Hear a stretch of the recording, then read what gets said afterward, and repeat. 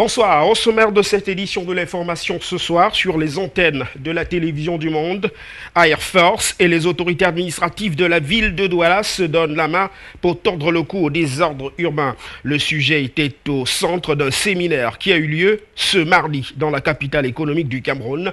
Les détails dans cette édition de l'information. Hors de nos frontières, à présent en Libye, toujours pas de cessez-le-feu. Les combats se poursuivent en banlieue sud de la capitale. Selon l'Organisation des Nations Unies, les affrontements ont déjà fait 432 morts et plus de 55 000 déplacés. Le conflit semble désormais s'enliser et la crise migratoire se précise à l'horizon. Et puis en sport, suite aux fortes intempéries caractérisées par des vents violents, sur la ville de Limbe, le stade annexe au Limbe Omnisport Stadium a subi des dégâts matériels, notamment au niveau du portail de l'entrée principale ainsi que la toiture. Selon l'équipe de techniciens dépêchés par le ministère en charge des sports et de l'éducation physique, les segments de la toiture se sont détachés de la charpente métallique. Voilà pour le sommaire. Nous ouvrons cette édition de l'information ce soir sur les antennes de la télévision du monde par ce séminaire dont l'objectif vise à tordre le cou au désordre urbain à Douala. Air Force est aux côtés des autorités du Cameroun. Le sujet a fait l'objet d'ailleurs du débat au cours de ce séminaire qui s'est ouvert ce mardi à Douala et dont les détails sont contenus dans cet élément signé par Zobel Apolline Merban et Étienne Monté. Métropole économique et centre par excellence des affaires, Douala est aussi connue comme une ville où le désordre urbain a fait son nid. Nuisances sonores, non-respect du code routier, transport clandestin, chargement anarchique, tout rend difficile le quotidien des populations à Douala. Et c'est dans le but de mettre fin à cette situation que Air Force et les autorités administratives de la ville de Douala se sont retrouvés ce mardi à la communauté urbaine de Douala pour, dans un premier temps, tenter de trouver des causes réelles de ces phénomènes et d'en apporter quelques pistes de solutions. À la suite des exposés et autres interventions, il en est ressorti que les véritables causes du désordre urbain dans la ville de Douala sont le manque de patriotisme, le non-respect des tests, mais aussi la mauvaise mentalité des Camerounais. Dans le domaine du transport et en ce qui concerne particulièrement le désordre causé par les mototaximens, le délégué régional à la sécurité nationale a martelé qu'il s'agit de la porosité des frontières camerounaises qui ont ouvert la porte aux étrangers qui se livrent à toutes sortes d'incivisme dans notre pays. Les principales causes décelées, il est désormais question de mettre en place une politique pour résorber ce problème. Il faut une bonne application des textes réglementaires et législatifs qui existent, qui sont quand même un grand nombre, qui ont déjà été pris depuis la période coloniale, en passant par les ordonnances de 1974 et même ces dernières années. Il faut que ces textes-là soient appliqués, mais une application raisonnable, une application responsable qui permet de tenir compte de façon équitable des intérêts des uns et des autres, mais encore une fois, en privilégiant l'intérêt de la majorité qui est celui incarné par les textes de loi.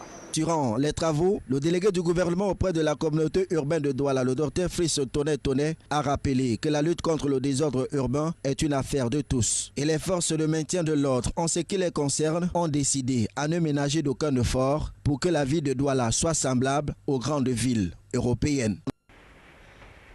Dibambari, dans le département du Mungo, va être une terre attractive pour des investissements étrangers. C'est dans cette optique qu'un comité d'experts vient de présenter aux populations le plan d'occupation des sols de cette municipalité. Jean-Jamin Yedna et Suzanne Dongo nous en disent davantage.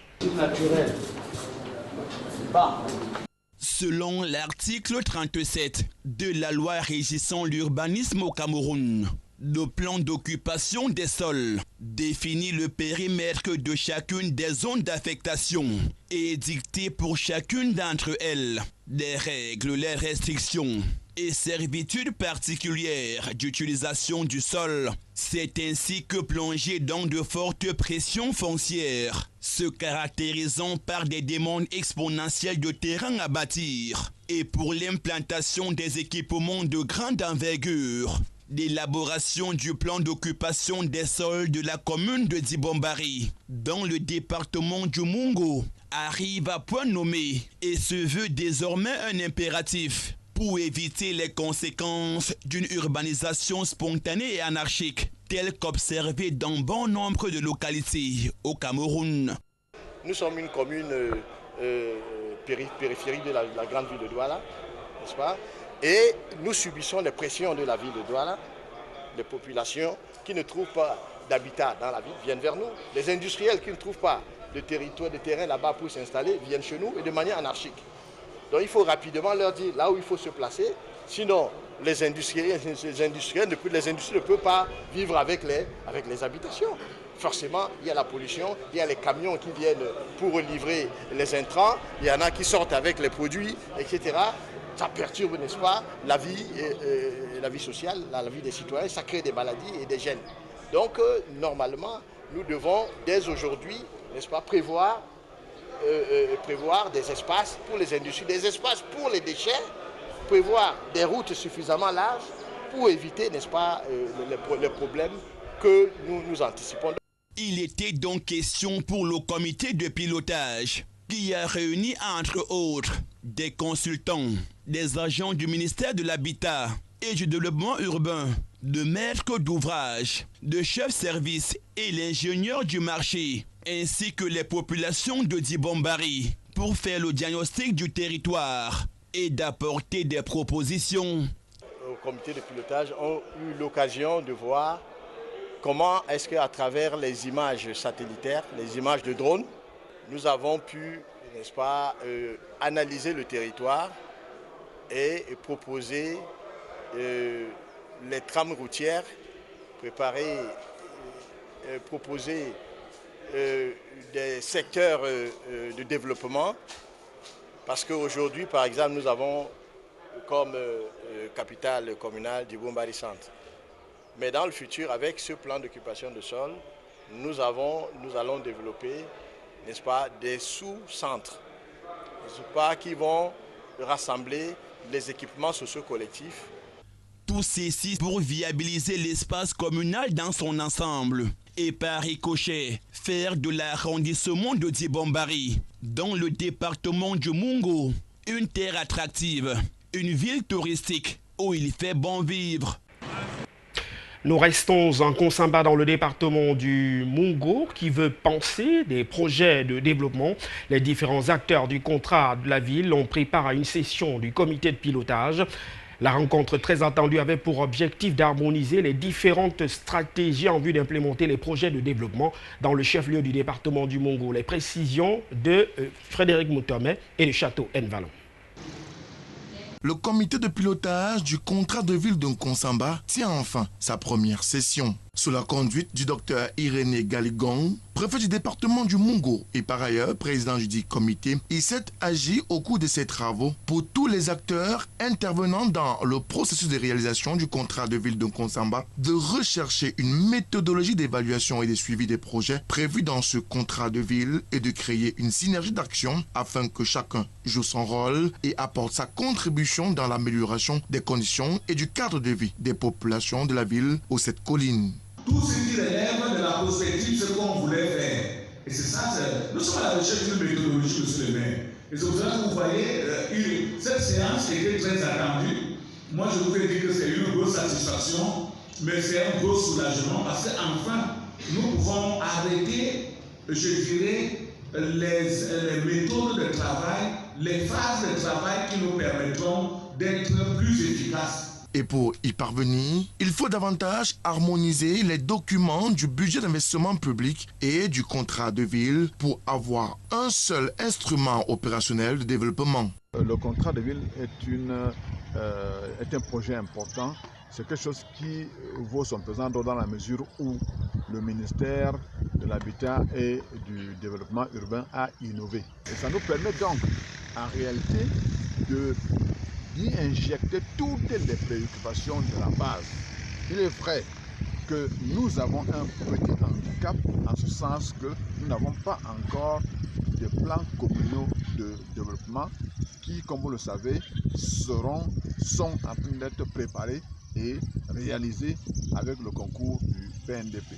Dans la salle des actes de la communauté urbaine de Nkonsamba, les projets contenus dans le contrat de ville signé en mars 2018, soit plus d'un an à ce jour, entre la communauté urbaine de Nkonsamba et les 3 communes d'arrondissement sont passés au peigne fin. On y retient d'ailleurs la construction des sous-préfectures, les écoles, les services publics, sans oublier la réhabilitation de l'éclairage public, l'assainissement de la voirie urbaine, les points d'eau potable et bien d'autres projets. Au finish, cet instrument de planification et de suivi des projets doit être évalué et contrôlé tous les 3 mois. Telle est la principale résolution issue de cette concertation de l'ensemble des sectoriels autour du contrat de ville de Nkonsamba. Rendons-nous à présent dans la région de l'extrême nord du Cameroun où la commune de Mokobé a passé au peigne fin le compte de gestion du maire et le compte du receveur municipal à la faveur d'une tenue de son conseil municipal qui a permis de constater au moins que le corpus législatif en matière d'exercice des collectivités territoriales décentralisées a bel et bien été respecté. Frédéric Moutamé, Adjigonji. Les comptes administratifs et de gestion du maire et du receveur municipal de la commune de Mogodé à l'extrême nord du Cameroun pour l'exercice 2018 adoptés à l'unanimité par 31 des 33 conseillers municipaux de cette collectivité territoriale décentralisée. Arrêté à la somme d'1,105,134,848 francs CFA, ce compte a été exécuté à 667,840,648 francs CFA pour l'investissement et 437,294,200 francs CFA pour le fonctionnement, soit un taux de réalisation de 67,75%. Mais nous voudrons d'abord que les populations elles-mêmes, populations bénéficiaires elles-mêmes, disent quelque chose. Durant cette session ordinaire du conseil municipal, qui est d'ailleurs la dernière pour cet organe délibérant, le maire Gilbert Yama a saisi l'occasion pour dresser son bilan d'activité depuis son arrivée à la tête de cette collectivité territoriale décentralisée. L'arrondissement de Mogodé compte à ce jour, avec la contribution de l'exécutif communal, 139 forages à nos jours contre 10 en 2008, 12 établissements secondaires contre un seul en 2008, soit un taux de scolarité de 89% en 2019 contre 39% en 2008. Mogodé est de moins en moins enclavé avec l'ouverture de plusieurs routes. L'électrification rurale et bien d'autres projets sont en ligne de mire pour les années à venir. Nous pouvons dire sans risque de nous tromper que le bilan est très positif et c'est l'occasion d'ailleurs pour nous de dire merci au gouvernement de la République en dépit des problèmes sécuritaires qui préoccupent non seulement le gouvernement et les municipalités, mais tous les Camerounais. Le gouvernement n'a ménagé aucun effort pour que les CAC soient virés. Malgré les tensions des trésoreries et l'absence de la redistribution des CAC en temps réel, non sans parler de l'insécurité criarde à l'extrême nord du Cameroun, l'exécutif communal de Mogodé s'est tout de même fortement déployé sur le terrain pour davantage garantir le bien-être de ses populations et cet exécutif n'entend pas s'arrêter en si bon chemin s'il est réélu lors des prochaines échéances électorales. Rendons-nous à présent dans le département des Hauts-Plateaux, c'est dans la région de l'ouest du Cameroun pour évaluer le niveau de consommation du budget d'investissement public. Les membres du dit comité étaient réunis en conclave à Baham. Objectif, évaluer le niveau de consommation de cette enveloppe budgétaire consacrée au projet de développement et le niveau d'exécution des projets sur le terrain. Frédéric Moutamé, Herbert Kouamon. 3 mois après le début de l'année budgétaire 2019, rien ne fait sur le terrain dans le département des Hauts-Plateaux. Le taux d'exécution des projets du budget d'investissement public affiche 0,33%. Le délégué du MINEPAT pour les Hauts-Plateaux a, au cours de cette réunion, des membres du comité technique de suivi de l'exécution des projets d'investissement public, donné des explications à cette situation. Le premier trimestre est consacré à celui de la contractualisation de projets. Et voyez-vous, on a eu des projets pour plus d'1 milliard de francs, de nos francs CFA. Et on avait aussi des projets assez complexes dans le domaine de l'hydraulique, rurales, dans le domaine des infrastructures routières, ce qui va sans dire que dans la mise en œuvre des dossiers d'appel d'offres, il a fallu un peu de temps pour être sérieux dans notre travail. Le comité technique a noté pour le déplorer la tenue largement hors délai des comités au sein des communes et la non-transmission des rapports au sous-comité technique départemental. Occasion pour le vice-président du comité technique départemental d'interpeller les chefs des exécutifs communaux à cet effet et de demander à tous les acteurs intervenants dans la chaîne de passation, de suivi et de contrôle d'accélérer notamment l'exécution des projets de moins de 5 millions de francs CFA avant fin juin 2019. Ce que nous voulons réitérer, c'est de encore leur faire appel. Parce que les travaux du comité dépendent de leur rapport et de la tenue de leur comité. Donc nous leur lançons un appel pour qu'ils ne freinent pas le développement de notre département, mais qu'ils permettent que les travaux de leur comité technique soient tenus à temps et qu'ils nous transmettent le rapport pour permettre aux travaux du sous-comité technique d'avancer, pour que le comité départementale et toutes les informations sur lesquelles elles peuvent se baser pour informer la population. J'interpelle les maîtres d'ouvrage, particulièrement ceux qui n'ont pas besoin de passer par la commission des marchés de moins de 5 millions, de se mettre au travail pour exécuter ces travaux avant fin juin. Et pour tous les travaux qui ont été, les chantiers qui ont été déjà attribués, nous lançons un appel aux entreprises également de démarrer les travaux pour permettre qu'au 31 décembre, nous puissions dépasser le taux de l'année passée, qu'on ait atteint au moins 95 à 98%. Bon à savoir, pour l'année budgétaire en cours, le département des Hauts-Plateaux, dans la région de l'Est du Cameroun, a bénéficié d'une dotation d'1,75 francs CFA pour le financement de 62 projets, dont 14 projets à gestion départementale et 48 à gestion communale, repartis entre les 4 communes du département des Hauts-Plateaux. Parlons à présent d'action humanitaire. La France, partenaire stratégique du Cameroun, vient de procéder à la signature de 3 conventions de financement avec des organisations non gouvernementales pour un montant global de 728 milliards de francs CFA. Cet argent est prioritairement destiné aux projets de développement dans les régions de l'extrême nord du Cameroun et de l'est du pays. Reportage.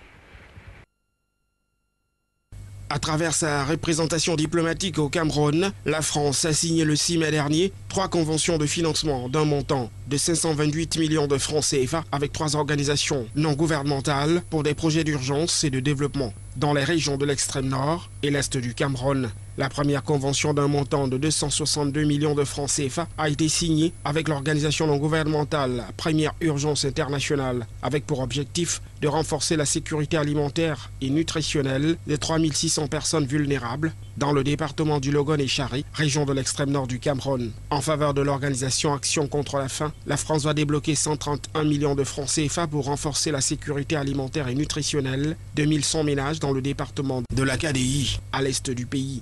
Un projet qui apportera un soutien aux réfugiés basés hors des camps ainsi qu'aux populations locales vulnérables. À travers l'organisation CARE Cameroun, la France octroie un montant de 135 millions de francs CFA pour un projet qui favorise le développement économique et territorial de l'extrême nord. L'argent servira à financer les femmes et les jeunes qui s'investissent dans le développement des filières agropastorales, durables et inclusives. L'objectif, à terme, étant de créer des emplois, d'améliorer le niveau de sécurité alimentaire et de renforcer les capacités de gouvernance et des services sociaux de base. Rappelons que pour la seule année 2019, l'ensemble des actions humanitaires de la France au Cameroun s'élève à environ 1,9 million d'euros, soit 1,2 milliard de francs CFA. Les 3/4 de cette enveloppe sont consacrés à la lutte contre les sécurités alimentaires et nutritionnelles, ainsi qu'aux missions d'urgence dans les régions anglophones et de l'extrême nord du Cameroun, et le entière au projet de résilience dans le cadre de la mission de stabilisation. C'est un mois de privation pour les fidèles d'obédience musulmans pratiquants. Le jeûne de Ramadan est entré en phase d'exécution depuis hier au Cameroun, dans le département du Bongo. Le chef-lieu a cédé la place à une vaste prière. C'était hier à la mosquée centrale de la ville de Nkonsamba, l'occasion pour l'imam central de revenir sur quelques recommandations de bonnes pratiques en cette période de pénitence. Reportage. Après une période de flottement et de doute, les fidèles de l'obédience musulmans du Cameroun sont entrés en jeûne depuis hier, lundi, suite à l'observation de la lune.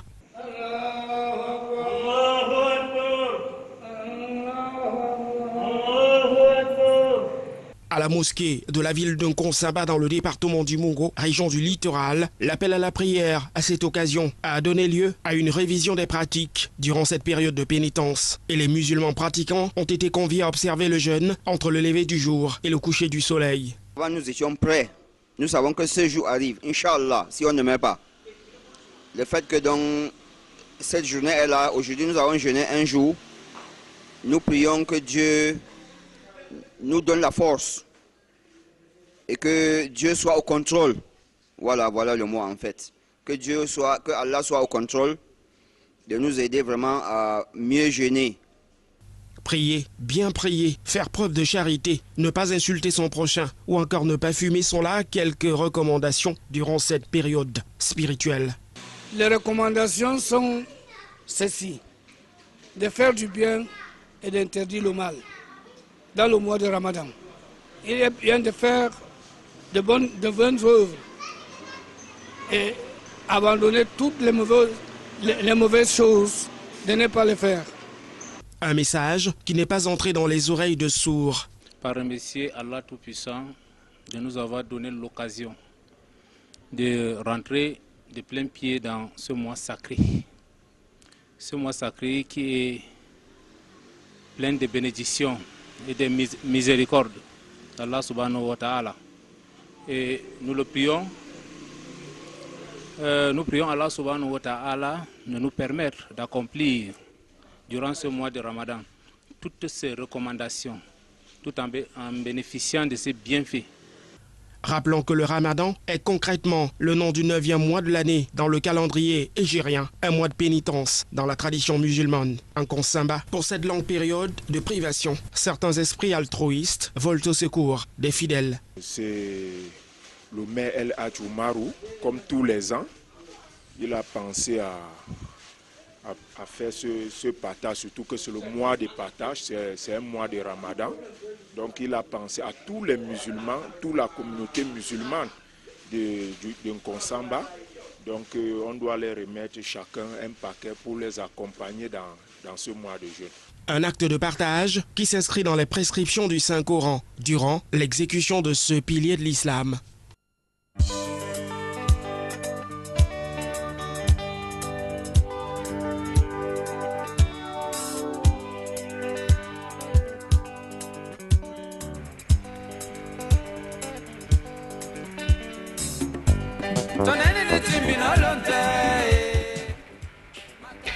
C'est une information de dernière minute en nécrologie de source familiale. L'artiste Axel Mouna est décédé ce mardi. L'auteur des tubes à succès tels que Juventus, Dumea ou encore Bosinga au Rumba, sorti en 1977, était sur le grabat depuis plusieurs années. Cette information fera l'objet de développement dans nos prochaines éditions d'information. Mettons le cas hors de nos frontières à présent pour parler de la Libye, une Libye qui subit des affrontements entre milices pro-gouvernementales et forces révolutionnaires. Les batailles rangées se déroulent désormais en banlieue sud de la capitale et des risques migratoires, selon des organisations non gouvernementales, se précisent dans ce pays. Les précisions de nos confrères d'Euronews. Toujours pas de cessez-le-feu en Libye. Depuis plusieurs semaines, les positions militaires des troupes du général Haftar venues conquérir Tripoli sont globalement figées. Mais des combats se poursuivent dans la banlieue sud de la capitale. Les troupes et milices de l'ouest libyen résistent et montrent même une rare unité. Selon l'ONU, les affrontements ont fait au moins 432 morts, 2069 blessés et plus de 55 000 déplacés. Et malgré les appels de l'Union africaine et de l'ONU, le conflit semble parti pour s'enliser. Explication d'un analyste du Centre d'études stratégiques pour la sécurité à la RAM au Caire. Si vous regardez la situation à cet instant T, d'un côté vous avez l'ouest de la Libye qui est soutenu par l'Italie, la Turquie et le Qatar, et de l'autre l'est de la Libye qui est soutenu par l'Égypte, la France, les Émirats arabes unis et l'Arabie saoudite. the United Arab Emirates and Saudi Arabia. Ce qui veut dire qu'on est en présence de deux axes en ce moment sur le territoire libyen. Comment ces alliances vont-elles pouvoir négocier les unes avec les autres? C'est directement lié avec ce qui se passe sur le terrain en Libye.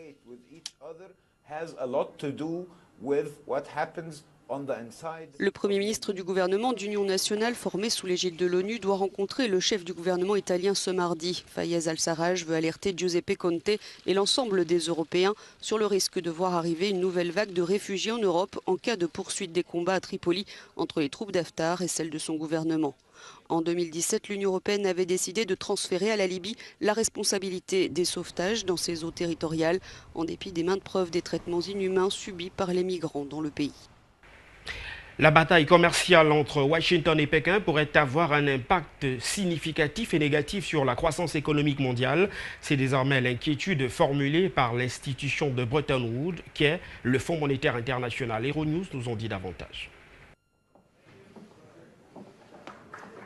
La croissance mondiale va-t-elle pâtir de la guerre commerciale relancée entre Washington et Pékin?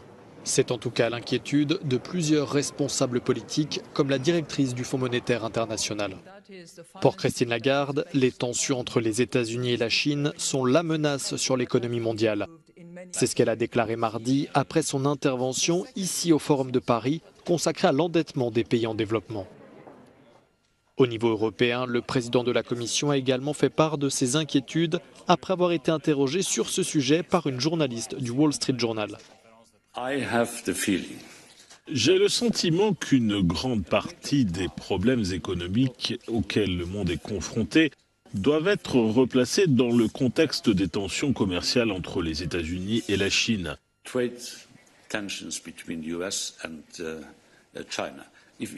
Si les investisseurs n'ont pas le sentiment que ce problème peut être résolu rapidement, l'appétit pour les investissements de part et d'autre de l'Atlantique et dans le monde pourrait diminuer. Malgré l'annonce dimanche de Donald Trump de relever les droits de douane sur les produits chinois à partir du 10 mai, la Chine a confirmé mardi que son négociateur se rendra bien comme prévu à Washington cette semaine. Cette annonce a aussitôt soulagé les places boursières chinoises, pénalisées au lendemain des déclarations du président américain. Et puis en sport, suite aux intempéries qui se sont abattues dans la ville de Limbé, des vents violents ont endommagé une partie du portail, de la toiture principale également, du stade annexe au stade omnisport de Limbé. Les précisions de Jean-Germain Yetna.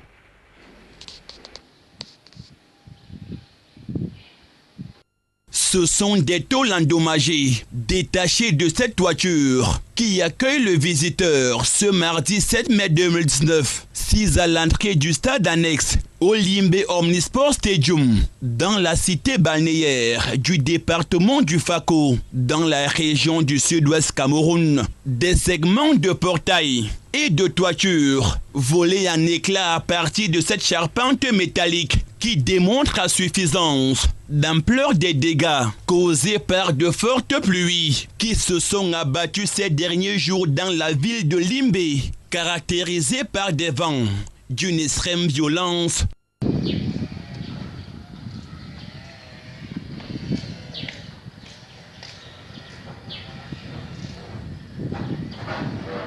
Et si les sièges sur les gradins et certaines infrastructures érigées dans ce stade, nouvellement construit par l'État du Cameroun, ont échappé à la furie des intempéries, tel n'est pas le cas pour le portail à l'entrée du stade, tout comme la tribune officielle, notamment au niveau de la cabine de reportage, qui ont subi des affres de dames pluies. Dans un communiqué de presse rendu officiel ce jour, le ministre des Sports et de l'Éducation physique a d'abord relaté le constat fait sur le terrain par une équipe de techniciens dépêchés sur le lieu du sinistre, avant de rassurer à l'opinion publique que des mesures urgentes et appropriées ont été instruites pour la remise en l'état et dans les meilleurs délais cette infrastructure sportive encore sous garantie.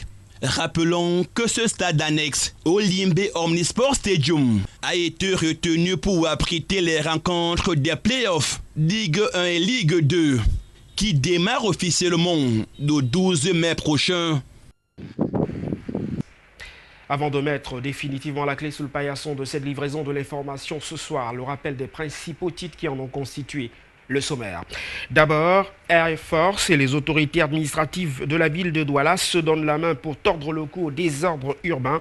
Le sujet était au centre d'un séminaire qui a eu lieu à Douala ce mardi et dont la substance vous a été déclinée dans cette édition de l'information. Hors de nos frontières, en Libye, toujours pas de cessez-le-feu, les combats se poursuivent en banlieue sud de la capitale. Selon l'Organisation des Nations Unies, ces affrontements ont déjà fait 432 morts. Le conflit s'enlise avec désormais des risques migratoires. Et puis en sport, suite aux fortes intempéries caractérisées de vents violents survenus dans la ville de Limbé, une partie du stade annexe, notamment l'entrée principale et la toiture, a été endommagée par des vents violents. Voilà, Pulse. C'est tout pour cette édition de l'information ce soir. Merci de nous avoir accordé votre attention. Nos programmes sur la télévision du Monde se poursuivent. Bonsoir.